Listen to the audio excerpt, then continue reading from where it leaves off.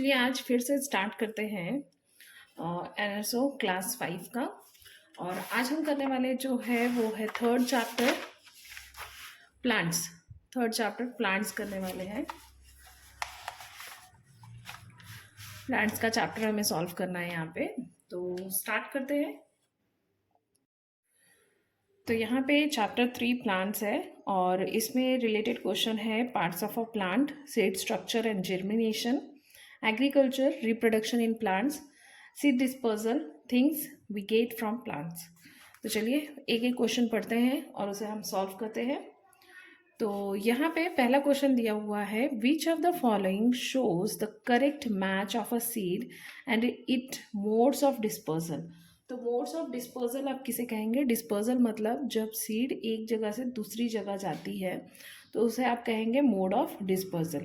तो सीड्स एक जगह से दूसरी जगह जाती है through wind, through water, through animal. तो यहाँ पे अभी ऑप्शन होगा नंबर ए।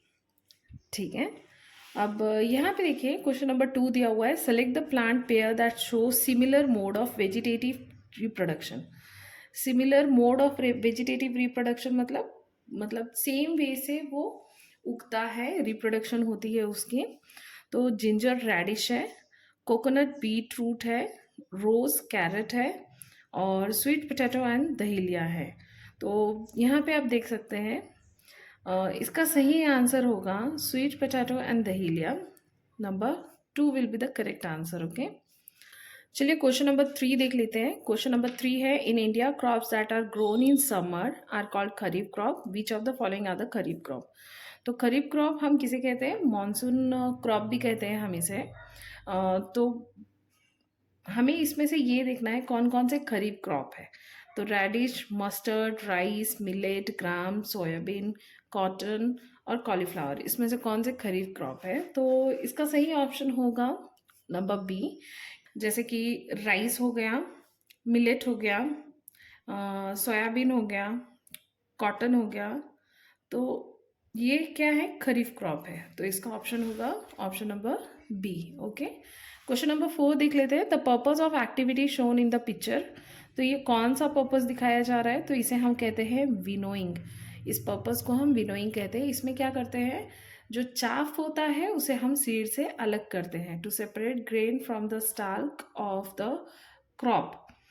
तो इसका आंसर कौन सा होगा? To protect the crop from the grazing animal, to irrigate the crop field, to separate grain from the chaff. तो हम ग्रेन से चाफ को अलग करते हैं। तो आंसर कुछ मतलब option number D will be your answer. तो चलिए क्वेश्चन नंबर 5 देख लेते हैं, if part x will be absent in papaya plant, new plant will not be produce. तो हम सबको पता है कि अगर पपाया में सीड्स नहीं होंगे तो न्यू प्लांट नहीं होगा।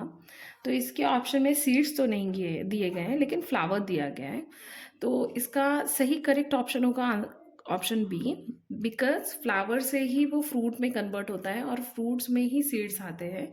तो इसका करेक्ट आंसर होगा number B. Okay, now study the given, question number 6 देख लेते हैं। Study the given relationship based on the seed dispersal method and select the option that satisfy the same relationship. जैसे pea poppy, balsam bean, burdock, dandelion, coconut, lotus, cocklebur, tiger nail. तो इसका सही answer होगा balsam bean. Okay, question number, तो चलिए हम question number 7 देख लेते हैं। क्वेश्चन नंबर 7 में दिया गया है, the given figure shows plant parts label as PQRS। तो यहाँ पे आपको प्लांट दिया हुआ है, आपको इसे लेबल करना है। विच of the following option correctly list the plant in which label part is edible. तो ये जो P में क्या आएगा, R में क्या आएगा, Q में क्या आएगा, S में क्या आएगा, तो ये ऑप्शन में से आपको देखना है। तो सबसे पहले मैं बता दूँ, ये जो प्लांट आपको दिखाया गया है ये चिकपी का प्लांट है। तो यहाँ पे आप देख सकते हो चिकपी आया हुआ है, जिसे मराठी में बटाने भी कहा जाता है। तो इसे आप क्या कहेंगे? तो यहाँ पे इसका करेक्ट आंसर होगा option number C. Question number 8 देख लेते हैं, in agriculture dash is the tool used for sowing seed. तो कौन सा टूल है जो यूज़ किया जाता है सीड्स लगाने के लिए, तो वो होगा सीड ड्रिल। मतलब नाम से ही पता चल जा रहा है, सीड ड्रिल। तो जाहिर सी बात है, हमें कोई मतलब अगर कहीं पे नेल लगाना हो तो हम ड्रिलिंग करते हैं, तो उसी तरीके से सीड को भी ड्रिल करके लगाया जाता है। Refer to the given Venn diagram. The plant X can be, तो एक्स क्या कौन सा प्लांट हो सकता है? यर्ल्स कुकिंग ऑयल भी बनता है और एक तरीके का स्पाइस भी है। तो मस्टर्ड जो है उस एक तरीके का स्पाइस भी है और एक तरीके से ऑयल के लिए भी इस्तेमाल किया जाता है। कोरिएंडर जो है वो एक मसाले में आता है। क्लोव जो है वो भी एक मसाला है, इससे तेल नहीं निकाला जाता है। तो ए एंड सी, ये जो ऑप्शन दिखाया है, ये भी मतलब कैसे, मस्टर्ड ठीक है लेकिन क्लोव नहीं आएगा। तो इसका करेक्ट ऑप्शन होगा option number A. Question number 10 देख लेते हैं। क्वेश्चन नंबर 10 में बोला है, read the given experiment and answer the following question.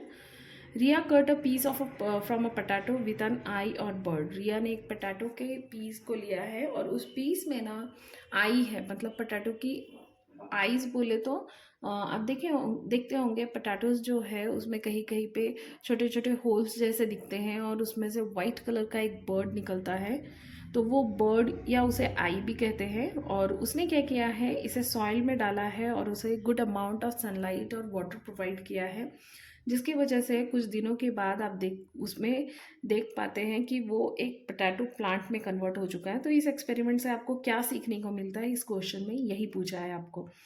तो यहाँ पे कुछ ऑप्शंस दिए हुए हैं और उसका करेक्ट आंसर जो है वो है ऑप्शन नंबर बी। क्यों?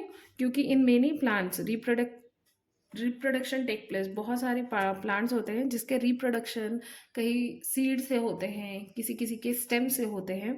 तो वैसे ही पटाटो जो है, पटाटो के आपने देखा होगा, और अगर नहीं देखा है तो आप देख सकते हैं, घर में अगर पटाटो होगा तो उसके जो छोटे छोटे छेद होते हैं, अगर उसे आप कुछ दिन के लिए रख दे और उसे अच्छा मॉइस्चर मिले तो वो वहाँ से ही वेजिटेटिव पार्ट उसका उगाता है। तो चलिए, क्वेश्चन नंबर 10 होने के बाद अब क्वेश्चन नंबर 11 में प्रोसीड करते हैं। क्वेश्चन नंबर 11 पूछा है, the seed shown here is most likely to be disperse by. तो यहाँ पे जो सीड दिखाए गए हैं वो किस से डिस्पर्स होता है? वाटर से, विंड से, एनिमल से, कैन नॉट से। तो उसका सही आंसर होगा एनिमल से। ठीक है, एनिमल से डिस्पर्स होता है। क्वेश्चन नंबर 12 पूछा है, refer to the given figure and select the incorrect option. तो हमें इसमें से एक इनकरेक्ट ऑप्शन को निकालना है। तो यहाँ पे देख लीजिए, इन सम, तो यहाँ पे आपको एक प्लांट दिखाया गया है और उसे आपको लेबल भी करना है। तो in some plant W plays no importance. तो ये जो है ये फ्लावर को दिखाया जा रहा है। तो no importance role in reproduction. Example sugar cane. तो शुगर कैन का एग्जाम्पल दिया हुआ है कि उसमें कोई मतलब ये जो फ्लावर वाला पार्ट होता है उसका कोई रोल ही नहीं होता है रिप्रोडक्शन के लिए। क्वेश्चन ऑप्शन बी बोला है, इन सम प्लांट एक्स जो है stem is used for reproduction, example rose, ये राइट है। In some plant Y is edible, Y किसे बताया गया है? रूट को बताया गया है, is edible. In some plant Z is edible, Z. तो इसका सही आंसर होगा number C, C is incorrect, because in some plant Y is edible. तो ये करेक्ट है कि वाई एडिबल होता है, जैसे कि रूट बताया जा रहा है। तो जैसे कि पटाटो हो गया, रेडिश हो गया, कैरेट हो गया, तो उसके रूट को ही हम खाते हैं, लेकिन कुकुम्बर जो है वो रूट में नहीं आता है। तो this is the incorrect, because example is given incorrectly. Okay, question number 13 देख लेते हैं। Ravi took a potted plant, he applied Vaseline on both sides of some leaves and wrapped them in a polythene. While he wrapped some leaves in the polythene B without applying Vaseline and kept the set up in sunlight as shown in the figure. तो उसने क्या किया है, रवि ने क्या किया है कि कुछ पत्तों में आगे से, नीचे से, ऊपर से वैसलीन लगा दिया है उसने और उसे प्लास्टिक में बांध दिया है, और कुछ पत्तों में वैसलीन नहीं लगाया है और उसे वैसे ही प्लास्टिक से रैप किया है और उसने सनलाइट के पास उसे रखा है। तो यहाँ पे बोला है select the correct statement regarding it. तो उसके बाद आपको क्या चेंजेस देखने को मिलेगा, वो जो करेक्ट स्टेटमेंट होगा आपको उसको टिक मार्क करना है। he applied Vaseline as he wanted to study transpiration in plant। जाहिर सी बात है, लीफ से ट्रांसपिरेशन होता है, तो जाहिर सी बात है उसने ट्रांसपिरेशन को पढ़ने के लिए ही ये किया होगा। दूसरा ऑप्शन है he kept plant in sunlight because higher temperature favours transpiration. बराबर है, सनलाइट के वजह से ही ट्रांसपिरेशन टेक प्लेस होती है, तो ये भी स्टेटमेंट करेक्ट है। Water released by leaf through transpiration, तो जाहिर सी बात है वाटर भी रिलीज होती है ट्रांसपिरेशन की बाय थ्रू सनलाइट। तो in polythene B turns into water droplets. Polythene B जो होगा जिसमें उसने सिर्फ पॉलीथीन बांधी है तो उसमें ड्रॉपलेट्स दिखेंगे उसे। आज अगर आप कंपेयर करेंगे पॉलीथीन ए के साथ, क्योंकि क्या होगा, वैसलिन लगाने की वजह से मॉइस्चर्स बाहर ही नहीं निकलेंगे, वाटर बाहर ही नहीं निकलेंगे, तो ट्रांसपिरेशन प्रोसेस ही नहीं होगा। तो ये तीनों स्टेटमेंट सही है। और नंबर डी में बोला है ऑल ऑफ दिस, तो सही आंसर होगा ऑल ऑफ दिस। चलिए क्वेश्चन नंबर आप 14 देख लेते हैं। 14 में बोला गया है refer to the given figure and select. अब यहाँ पे क्वेश्चन नंबर 14 देख लेते हैं। Refer to the given figure and select the correct option about the part X and Y seed. तो एक्स एंड वाई आपको जो पार्ट दिखाया गया है उसके बारे में आपको करेक्ट ऑप्शन जो है उसे सेलेक्ट करना है। Part X give rise to the leaves of the new plant. तो पार्ट एक्स जो दिखाया गया है उससे न्यू प्लांट जनरेट होंगे, करेक्ट है। Part Y give nutrition to the young plant. तो पार्ट वाई जो है वो क्या न्यूट्रिशन देगा यंग प्लांट को, ये भी करेक्ट है। Part Y give rise to the new plant, part Y से कोई न्यू प्लांट राइज नहीं होगा, वो न्यूट्रिशन प्रोवाइड करने का काम करता है। तो option D will be the correct, both A and B. Okay, let's go to the question number 15. Mahima took a white carnation flower and split its stalk halfway along the length and arranged or set up as shown in the given figure. After some time, she observed that the half of the petal turned blue and half turned red. A section through stem showed blue and a red color areas. What can she infer from this experiment? तो ये experiment आए दिन आप YouTube पे या कहीं पे आपने देखा ही होगा कि क्या करते हैं, जब रोज़ लेते हैं उसकी स्टेम बीच से कट कर देते हैं और एक स्टेम को डालते हैं वो रेड में, एक स्टेम को डालते हैं ब्लू में, और थोड़ी देर के बाद या 24 आवर के बाद आप जब उस रोज़ को देखेंगे तो उसमें अलग अलग different colour means red and blue का कॉम्बिनेशन का डिफरेंट कलर जो होता है वो फूल में देखने को मिल जाता है। तो इस एक्सपेरिमेंट से महिमा जो है वो क्या कंडक्ट करना चाहती है, तो stem conducts water of all the plants part. तो स्टेम के थ्रू वाटर पूरे प्लांट्स में प्लांट के पार्ट में जाता है, तो ये भी सही है। Stem has localise structure for conduction of water, ये भी सही है। Stem conduct solutes along with water. तो जाहिर सी बात है वाटर में अगर कोई मिनरल्स है या वाटर में कोई कलर है तो वो उसे भी ट्रांसफ़र करेगी। तो इसका सही आंसर होगा option number D, all of this. Okay, यहाँ पे देखिए अचीवर सेक्शन दिया हुआ है 16 से 20 तक, तो चलिए हम उसे भी सॉल्व कर लेते हैं। अचीवर सेक्शन में हॉट्स हम कहते हैं ये दिया हुआ है, study the setup shown below. यहाँ पे एक सेटअप दिया गया है, यहाँ पे आप देख सकते हैं, तो उस सेटअप को हमें पढ़ना है। तो study the setup shown below, each test tube can contain few bean seed, और एक टेस्ट ट्यूब में फ्यू बीन सीड है placed on the cotton wool. Fiza wants to carry out experiment to show that warmth of sunlight is need for the germination. तो फिज़ा ये दिखाना चाहती है कि सनलाइट की वार्मथ बहुत ज़रूरी होती है मतलब जर्मिनेशन के लिए, एक प्लांट को उगने के लिए। To take place which of two setup should she use. तो अगर ये दिखाना है तो उसके लिए उसे कौन से सेटअप का यूज़ करना चाहिए। तो डार्क बॉक्स में उसने रखा है डैम्प कॉटन वूल। तो उसने डार्क बॉक्स में 3 टेस्ट ट्यूब रखे हैं, एक है डैम्प कॉटन वूल, एक में क्यूब जिसमें ड्राई कॉटन वूल है, और आर में दिखाया गया है लिक्विड टू ऑब्जर्व ऑक्सीजन।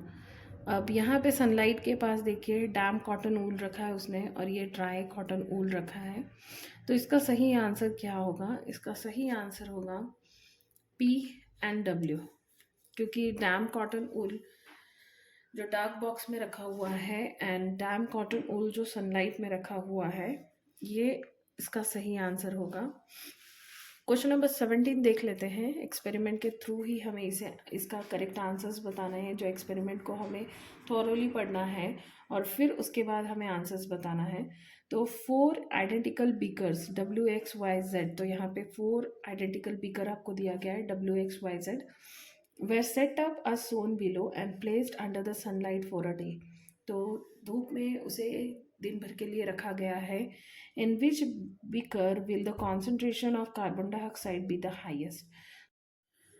तो इसका करेक्ट आंसर होगा ऑप्शन नंबर सी, बिकॉज इसमें हाइड्रिला भी है, वाटर स्नेल भी है एंड इसे ब्लैक बैग से भी कवर किया गया है। तो इसमें कार्बन डाइऑक्साइड जो होगी वो सबसे हाईएस्ट अमाउंट में होगी। अब यहाँ पे क्वेश्चन नंबर 18 देख लेते हैं।